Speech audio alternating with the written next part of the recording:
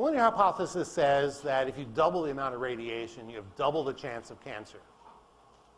If I want to give you cancer with one big dose, the odds that you get cancer are 0, because to give you 25 sieverts will kill you right away. You'll never get cancer. So I have to give you less than that. Suppose I give you 2.5 sieverts. Well, you may get sick, but you'll recover. But 2.5 sieverts is 1/10 of the radiation dose. So now you have 1/10 of a chance of getting cancer from it. If I give you 0.25 sieverts, you have a 1% chance of getting cancer. That's in addition to your normal 20% chance of getting cancer. Suppose I take and I give him 1 sievert.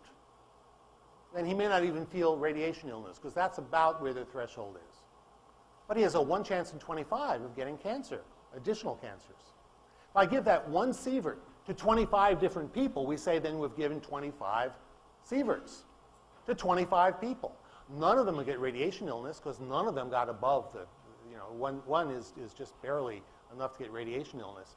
But we've still given out 1 cancer. It's 1 cancer for every 25 sieverts. Doesn't matter whether it goes to one person, to 25 people, or to 100,000 people. You spread that radiation out.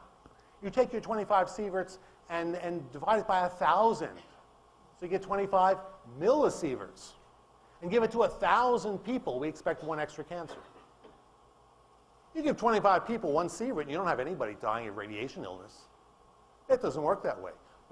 So that's the linear hypothesis. Basically, it says you let out 25 sieverts, and you spread it out on 25 people. That means 1 sievert each. You spread it out on 25,000 people. That means a millisievert each. The number of cancers you'll get, if the total is 25 sieverts, is 1 cancer. It may be among 25 people, it may be among 25,000 people. That's the linear hypothesis. It's called mutagenic if it causes a mutation. That doesn't mean it's cancerous, but it means it's a likely cause of cancer if it causes mutations. So you look at radiation and see if it causes cancer. I'm going to be talking very shortly about the different kinds of radioactivity, including alpha, beta, and gamma. And alpha, you may remember, are these 2 protons and 2 neutrons. It's the helium nucleus, so it's charge 2. A beta turns out to be an electron, which has a charge of 1. Excuse me. A gamma turns out to be a high-energy particle of light. And in many ways will turn out to be the most dangerous of all of those 3. The most dangerous of all are the thing called fission fragments. But that's because of the way they're made and how they spread and what they do. So we'll talk about fission fragments too. But gammas are going to turn out to be the dangerous one. The gamma is the thing that comes out of this watch.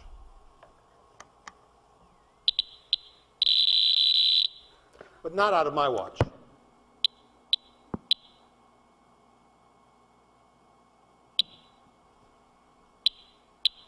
These are just cosmic rays coming in. Cosmic rays are things coming from space. We'll talk about those too. But these are mostly gammas. Now, here are the numbers.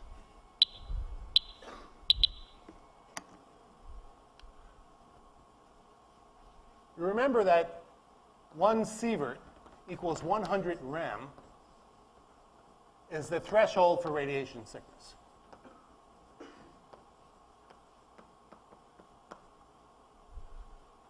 Three sieverts is LD50. 50% will die within a few weeks. 10 sieverts, everybody dies usually within a few hours. 25 sieverts, which is 2,500 rem, is 1 cancer, whole body. Now, how much is a rem? Well, rem is 1% of a sievert. How much radiation does it take to give you a rem? Well, here's the number I want you to know. For 1 rem, what you need is 1 gigagamma per square centimeter. That means 1 billion gamma rays in every square centimeter. How many do we have here? Count them. So that was about 250. That's not a billion. That's not a billion, is it? So what? No big deal. I am nowhere near even a rem. Certainly not a REM whole body, just a REM right here. Not even anywhere near that. This is tiny. On the other hand, there are a lot of seconds in a year. And if you wear this thing all the time, it begins to build up. You know, there are 100,000 seconds in a day, just about. No, there's 600,000. I have to work that out, something like that. There are 30 million seconds in a year, 37 million seconds in a year. So if you wear this all the time, it adds up, and that's what I don't want to do. The real deaths from these watches actually came from the people who made them. They had workers at the factory who would take the radium paint and paint it on the arms and on the letters. They were very skilled workers. And anybody here who's a painter knows that every now and then your brush gets sort of, you know, ruffled, so you lick it. And so was tongue cancer. That became it was very concentrated radiation. It wasn't a whole body dose. It was just to the tongue. But it was such intense radiation. You didn't get radiation illness because it wasn't the whole body. But it was such intense radiation spread out over time so that there was a large number of tongue cancers among the painters. That's when they made this stuff illegal, when they realized what was going on. It would have been okay if they hadn't done that. But even so, they're now illegal. Bought this at a flea market. So look at this. 1 billion gametes per square centimeter is what it takes to get a REM. But you need 2,500 REM to get cancer. That's a lot of gametes. And so small exposures to small things like this really don't count for much. Now let's talk about this radiation. What is it? What are these things? We have this cloud chamber here, and let's see how this is doing. So the cloud chamber works because the radioactive particle, in this case, the end of that needle, if you could, can you see the needle there? There's a needle there with beta rays coming out. Beta rays, turns out, are electrons. When the nucleus explodes, an electron comes shooting out. And it's up there, and every now and then you see a streak coming from it. But you get these other things, too. Sometimes in the middle here.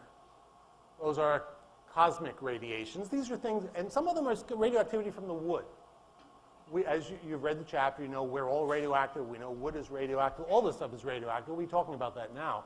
When these particles pass through the air, oh, that was a nice one, pass through the air, the water droplets tend to condense along the ions of the path. So we can see them when it happens. There was one right there. This is what's called ionizing radiation. So let's talk about the different kinds of radiation.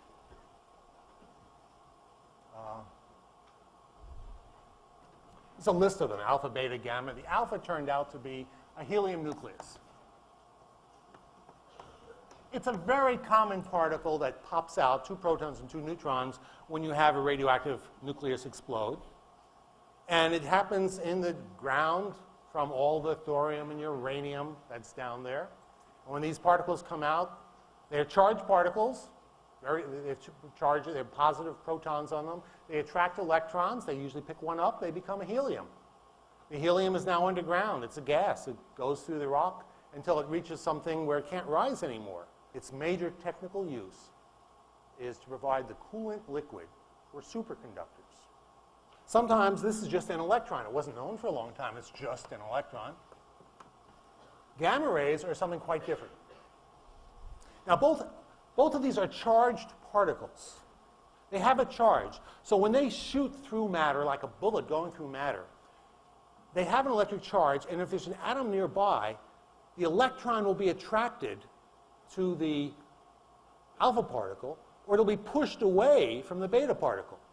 But generally it gets knocked off its atom, and so you leave a trail of ions. Think of it like a trail of tears. It's a trail of ions. And these ions are basically broken up atoms, so there's a trail along the path of the particle where the damage is done. This is called ionizing radiation. You'll hear this term, ionizing radiation. Gammas are somewhat different. These are particles called photons, which are particles of light. They're actually wave packets.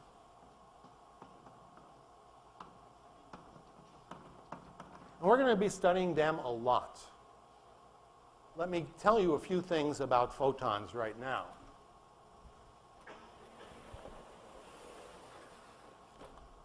Suppose it's a very low energy photon. A very low energy photon, an example of that is a radio wave or a microwave.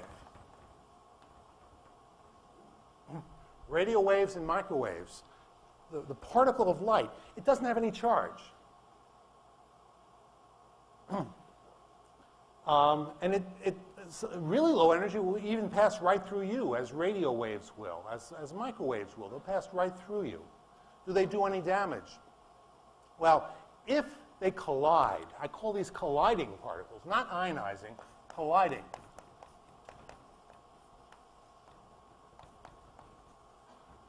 There is some probability that this particle of light, this photon, will hit an electron and knock that electron off, give its energy to the electron. Now what you've done is you've converted a photon into an ionizing particle and you do the damage.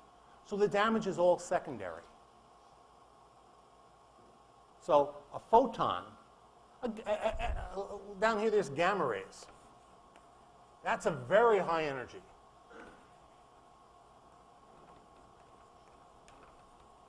And that comes about from a lot of radioactivity. It gives gamma rays. A little bit higher is what's called the X-ray.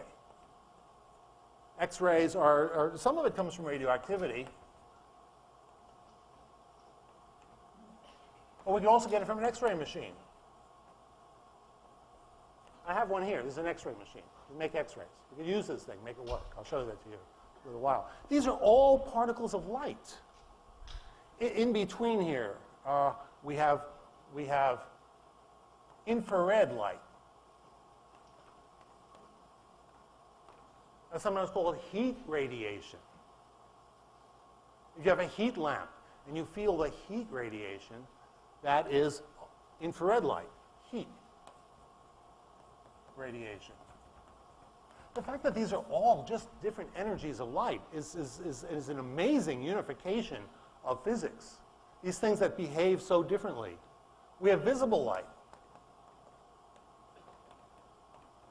That has energy of typically 2 electron volts per light particle. These have less. These have more. Then we have UV. That's sometimes called black light.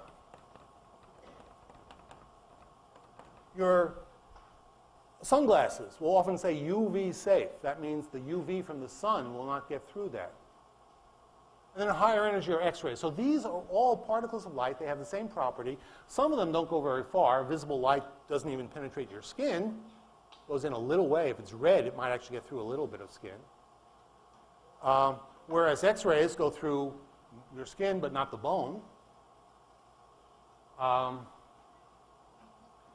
So they have different properties, and it all has to do with their energy. Right now, let's look at X-rays and gamma rays. These are things that are very energetic bundles. When they pass through you, they mostly pass through you. When they hit an electron, they knock it off and they give the electron a lot of energy. That electron is then ionizing radiation and causes damage. Now, why am I making a big fuss about gamma rays? The reason is they get deep into your body. They can penetrate walls. They can go through half a centimeter of lead. That doesn't seem like enough, but lead is actually pretty heavy stuff. So the gamma rays are penetrating. And that's their key feature, is that they're penetrating. I was working on a study just last week about what to do if a nuclear explosion goes off in San Francisco and the radiation that comes over Berkeley. What do we do here in Berkeley? You know, and there are 2 obvious options. One is evacuate, and the other obvious action is go indoors. Go indoors, the radiation lands on your roof. You're fairly far removed from it. The radiation has to reach you in order to do any damage, and then it turns out the radiation only lasts for about a day. We'll be coming to that. So this is what I call the difference between ionizing and colliding radiation. Of these key radiations, they're all one or the other. Microwaves. Where are those on this list? Well, they were here, microwaves. People talk about microwave radiation. And here's the scoop on microwave radiation. From cell phones, from your microwave oven. This is something you should really know. You look in the history of this. Why are people so afraid of this? I believe the answer is because it has the word radiation attached to it. What about heat radiation? Don't we worry about cancer from heat radiation? People don't seem to worry about that, but cancer from microwave radiations is just about as remote as that. The fact is that the studies that have been done, there is no known mechanism whereby microwave radiation can induce cancer. Nobody has been able to imagine how microwave radiation could induce. Does that mean it doesn't happen? No. Light is radiation. Infrared is heat radiation. Gamma rays are radiation. Now, gamma rays do something different. When a gamma ray enters your body, it knocks an electron, but because the gamma ray has a huge amount of energy, typically 1,000,000 electron volts, rather than a fraction of an electron volt like microwaves, tiny fraction of electron volt, millions of electrons, that's enough to knock the electron out. It then becomes ionizing radiation deep within the body. It can cause cancer. So gamma rays are one of the greatest dangers because of their long range. Alpha particles, these helium nuclei, they come out with typically 1,000,000 electron volts of energy. But as you saw last time, they're stopped by a piece of cardboard. What happens if I take a strong alpha source and put my skin on it? The answer is, my skin warms up a little bit. Doesn't it kill the cells? Well, it turns out the cells on the surface of the skin are already dead. So the general consensus is alpha rays cause no harm in the environment unless you breathe them in. If you digest them and they get into your digestive system, they can do a little bit of harm, although not a whole lot, because most of the stuff will just go right on out. You don't want to get it into your blood, you don't want to get it into your lungs, because your lungs don't have that dead layer. So the biggest danger from alpha particles are breathing them in. Of these radiations, electrons, helium nuclei and helium balloons, gamma rays, these are penetrating. X-rays are also penetrating. They're not quite as energetic. They are 1,000 electron volts, where gamma, these are like 1,000, where these are like 1,000,000. We can make an X-ray in an interesting way. What you do is you take an electron, an energetic electron. This is how you make an X-ray. You take an energetic electron with maybe 20,000 electron volts of energy. That's 20,000 times as much as a typical atom has. To give it this energy, you have to use electricity, and we'll talk about that after the midterm. But you get this thing going really fast, and then you run it into a piece of tungsten or other heavy metal. When it gets to the tungsten, this electron will stop very suddenly because of the nuclei in the tungsten have very positive charge, and they will get this thing and they'll grab it. When you suddenly change the velocity of an electron, it tends to emit a gamma ray. So the gamma rays will come out like this. You're basically shaking the electron. We'll talk a lot more about this when we get to radio waves. And so the gamma ray comes out like this. It's not a gamma ray, it's an X-ray. Because it will have an energy typical to this, generally a little bit smaller, maybe 10,000 electron volts. Remember, visible light has an energy of about 2 electron volts. This is 10,000. This is still light, but it behaves very differently. When it passes through you, it has so much energy that it tends not to be stopped by conductors. It gets right through, gets stopped by calcium, making a shadow. When you're getting a tooth X-ray, what they do is they put your tooth here. So here's your tooth. And you put a piece of film behind it. And here's the calcium, here you have the hard parts and so on, and you get a shadow picture of the tooth. And if there are places where some of the tooth is decayed, then a few more X-rays come through. Because there's a few more X-rays coming through, it exposes the film more and makes a dark spot. And the dentist is trained to look for these little dark spots in the kind of pattern that they expect for these dental caries, or as I like to call them, dental cavities. And they see these dark spots on the X-ray. But you're looking at a shadow of the tooth made with X-rays. And this is the big dental device that they put up to your tooth. They stick this piece of film behind your tooth. The key thing here is that the gamma ray, the X-rays, are stopped by the heavy elements. The heavy elements are the one near the end of the periodic table. It turns out calcium is heavy enough, even though it's not very heavy. If you look at that chart, it's far enough down on the table that the calcium in your bones tends to stop the signal. Can't find my laser pointer. And so there's more absorption by the calcium than there is by the soft tissue. So I discussed the half-life rule. Half-life rule makes for some fascinating things, particularly Bill Libby back in the 1950s when he discovered there was a radioactive form of carbon, and that this radioactive form of carbon, we're made out of carbon. Not only that, but this carbon is produced in the atmosphere. So cosmic rays, that's radiation from space. That's what the CRs are, cosmic rays. Do I have a list of radiation here? Cosmic rays. Radiation from space, we think from exploding stars, actually. From radioactivity of exploding stars. These cosmic rays come in.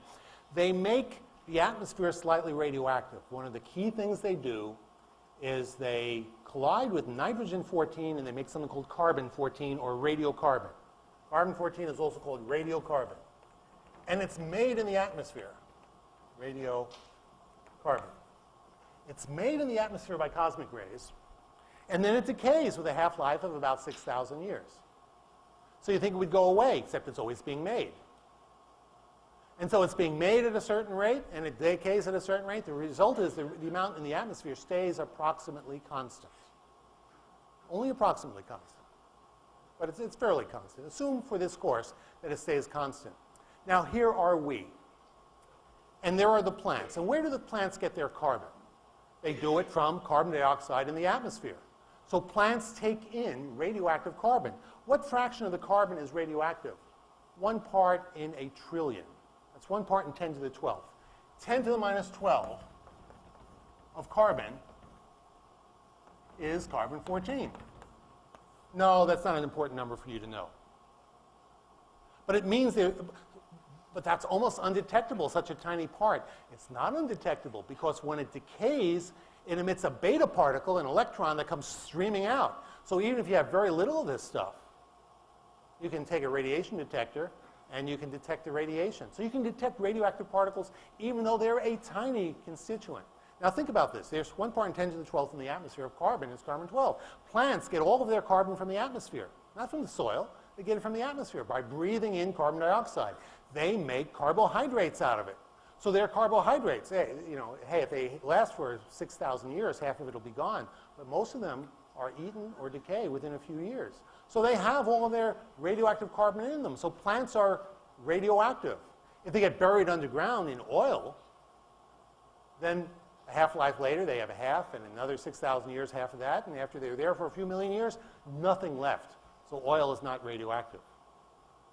But the plants are radioactive.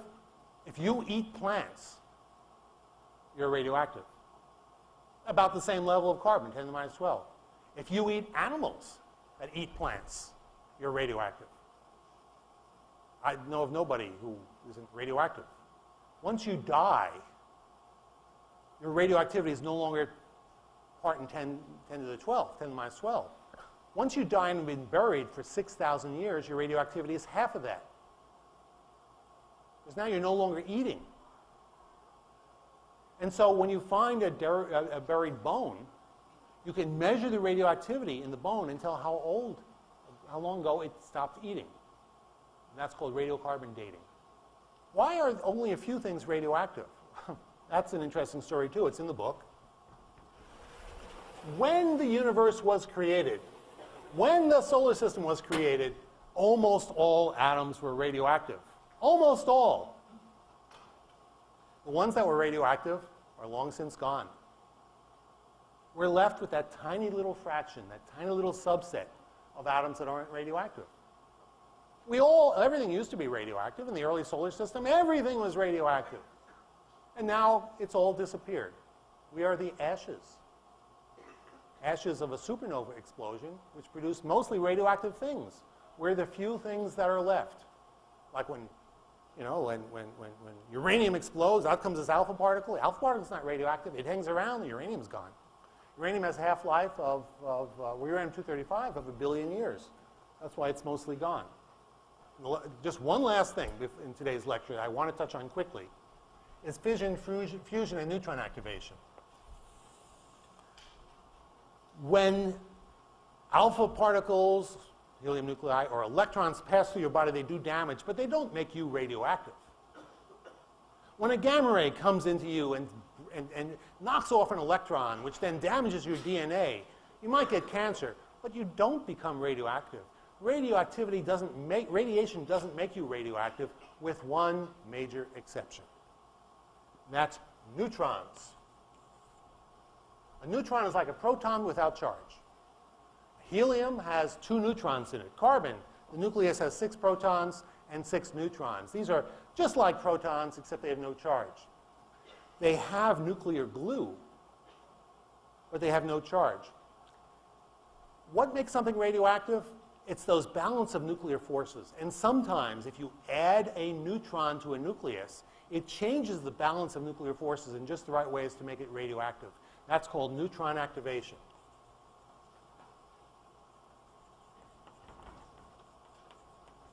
All you need is a supply of neutrons. Where do you get neutrons from? Well, the main place you get them these days are, there are lots of different places you can get them. We'll talk about those next week. But they can make other things radioactive. Frank Asaro, who found the iridium that led to the discovery of what killed the dinosaurs, doing this at the suggestion of Louis and Walter Alvarez. He used neutron activation. What he did is he took this little bit of clay and hit it with lots of neutrons. The iridium became radioactive. Then he could detect the radioactivity. But there's one truly frightening kind of, this is called induced radioactivity. And that's if you set a neutron hitting uranium-235 or plutonium-239. If a neutron hits one of those, then the atom breaks apart to what's called fission with a release of 200 MeV per nucleus. 200 MeV. But now here's the really key thing. When it does that, not only does it release these fission fragments coming out, both of which are usually radioactive, because most things that are created are radioactive, so the fission fragments become the most dangerous kind of radioactivity, the fission fragments. But in addition to that, typically 2 or 3 neutrons come out. Now, the big deal about that is you have 2 or 3 neutrons that can go fission another nucleus. Let's say it's 2. In the first generation, you get 1, and in the second generation, 2. And then those go out and fission. You get 4, 8, 16, 32, 64. After about 70 generations, you have exploded every nucleus in the core of your nuclear bomb. And it's called a chain reaction. So next week, chain reaction.